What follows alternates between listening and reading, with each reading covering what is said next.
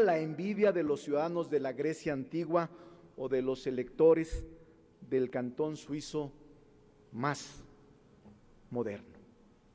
Las tarjetas prepagadas de Monex, mediante las cuales se dispersaron miles de millones de pesos al margen de la autoridad electoral, fueron producto de la alucinación. Los monederos electrónicos de Soriana, que se repartieron por miles en las colonias pobres antes de la elección, fueron fabricados por la maledicencia de unas cuantas personas malpensadas.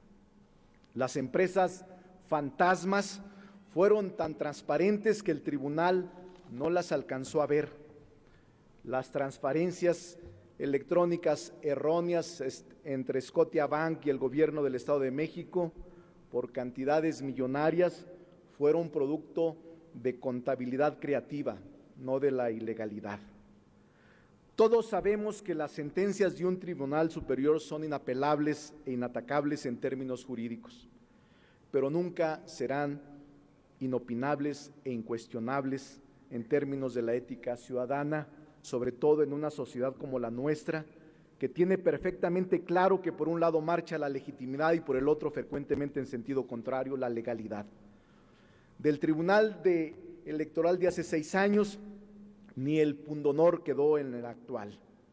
Consta en la opinión pública la forma como uno de los actores de este juicio, el PRI, le fue fijando a la autoridad electoral la agenda del trabajo, los términos de los dictámenes y hasta la fecha de la sentencia y entrega de la constancia de mayoría. 4 ejemplos. 1, la unidad de fiscalización del IFE resolvió en 2 días el monto y los beneficiarios de las tarjetas Monex denunciada por el PAN. Resultó que eran operadores del PRI en Guanajuato. Posteriormente, cuando la coalición denunció el doble de este monto con una serie de empresas fantasmas, nada sucedió. Hasta ahora, nada ha sucedido. Y a pesar de contar con dientes y colmillos para realizar investigaciones expeditas en materia de lavado de dinero en las campañas electorales, el IFE se resistió de manera sistemática a adelantar las investigaciones e informes con los mismos argumentos de la defensa del PRI. 2, la denuncia por publicidad encubierta la desechó el Consejo General del IFE prácticamente con los mismos argumentos que utilizó el PRI. 3, cuando diversos magistrados electorales habían señalado en momentos diferentes una fecha, el PRI se las corrigió y así ocurrió. 4, lo insólito, uno de los magistrados integrantes de la comisión redactora declaró presidente electo a quien nosotros no reconocemos antes de la votación. Hay que decir las cosas como son y llamar las cosas por su nombre.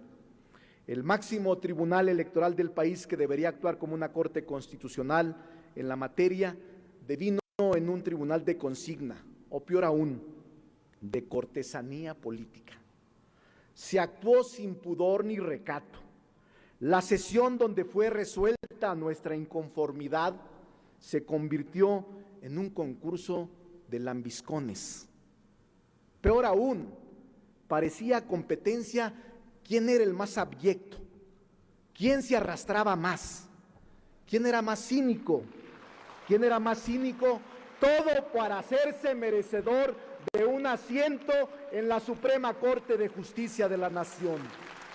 Las Cortes Constitucionales emiten fallos ejemplares, los tribunales de consigna y de cortesanía generan fallos fallidos, es decir, literalmente fallas institucionales e históricas. Un fallo ejemplar, rezarse por naturaleza cualquier daño a la Constitución. Una falla histórica ahonda más la herida. Un fallo es inapelable porque logra la síntesis de lo legal y lo legítimo. Una falla, en cambio, la divorcia y la busca imponer a partir de la legalidad literal. La legitimidad trascendente. Un fallo es inatacable no solo porque resuelve jurídicamente un caso sensible para un país, como una elección presidencial, sino porque se vuelve un referente ético para varias generaciones y elecciones presidenciales futuras. En cambio, una falla institucional sienta precedentes negativos y perniciosos para la convivencia presente y futura de la sociedad. Ciertamente, este fallo afecta al interés jurídico y político de la coalición y de nuestro candidato Andrés Manuel López Obrador, pero esa afectación es la menos importante de todas las ocasionadas de manera colateral. Por un lado, deja abierta en carne viva la herida a una constitución que mandata la equidad en letra y espíritu como eje central de elecciones libres y auténticas que no se celebraron en México. Por el otro, el desestimar el uso y abuso de dinero excedente de procedencia ilícita en la campaña del PRI, se sienta el gravísimo precedente para subastar al mejor postor las próximas elecciones. Para la Constitución, el sufragio en efectivo no es elección, para el tribunal, en cambio, sí lo es.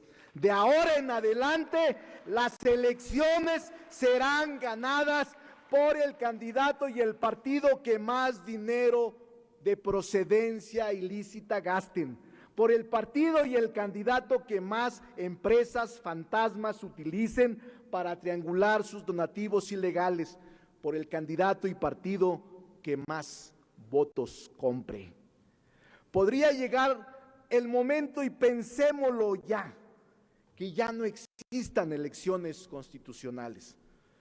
Hagamos subastas periódicas de cargos de representación popular en un mercado libre y abierto.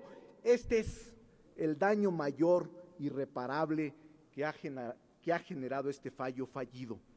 Las máximas autoridades electorales mandaron al diablo a la Constitución, y eso es imperdonable.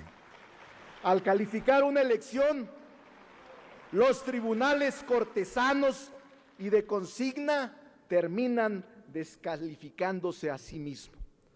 Quiero hacer una pregunta a los integrantes de esta Asamblea Legislativa. ¿Alguien de ustedes recuerda a los magistrados del 2006? Hace una semana uno de ellos me reveló que días antes de la calificación presidencial, los cabilderos del poder les ofrecieron a algunos de ellos apoyarlos para que fueran ministros de la Suprema Corte de Justicia. Una vez que calificaran y cometieran aquella canallada. Ellos fallaron a favor del poder, pero después les fallaron a ellos. Pregunten dónde están. Ese es el destino de los tribunales de consigna. Terminan por no ser útil a nadie. Así son tratadas las cortes sin pundonor. Son desechados hasta por quienes las usan. Por cierto, todas las pruebas que incomodaron a los magistrados y fueron calificadas como inoperantes, vagas, imprecisas, insuficientes y no determinantes, fueron aportadas por los ciudadanos. La afrenta es para ellos. Con frecuencia nos cuestionan sobre cuál es el número de votos necesarios para reconocer sin impugnar el resultado electoral. La respuesta es que en una elección democrática no es solo un tema cuantitativo, sino ante todo cualitativo. Tan importante como el número de votos de diferencia es la forma como se obtienen los sufragios. Cuando existe equidad, una elección se pierde o se gana con un voto de diferencia, y así lo reconoceremos siempre. Pero cuando la equidad y la inequidad es la condición dominante, la diferencia numérica no es fuente de legitimidad, sino indicador del tamaño de las irregularidades cometidas.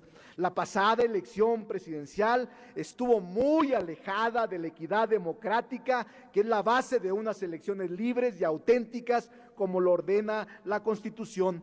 El dinero a raudales de procedencia desconocida y al margen de toda fiscalización se convirtió en esta ocasión en la partícula del fraude electoral y del atropello constitucional. El dinero ilegal e ilícito en una campaña es inocultable, suda, huele y deja rastro. El derroche fue su principal expresión. No podemos aceptar que el dinero ilegal o ilícito defina el resultado electoral, porque estaríamos actuando en contra de la voluntad ciudadana. Está demostrado que quienes compran una elección presidencial terminan vendiendo al país, pero se van a topar con nosotros. Anunciamos que frente al cinismo e irresponsabilidad jurídica y política de consejeros y magistrados que actuaron de manera vergonzosa e indigna y a efecto de que no queden impunes sus fechorías y ambiciones, promoveremos en los próximos días ante este Congreso un juicio político y convocaremos a todos los ciudadanos que se sientan agraviados por los atropellos cometidos a que suscriban este juicio político. Por lo pronto, el próximo 9 acompañaremos a Andrés Manuel López Obrador. Ahí vamos a definir lo que el movimiento habrá de realizar. Desde esta tribuna hacemos responsables a los usurpadores e impostores del poder de las represalias y agresiones que sufran los jóvenes y los ciudadanos que buscan detener este nuevo asalto a la Constitución con la única arma que poseen,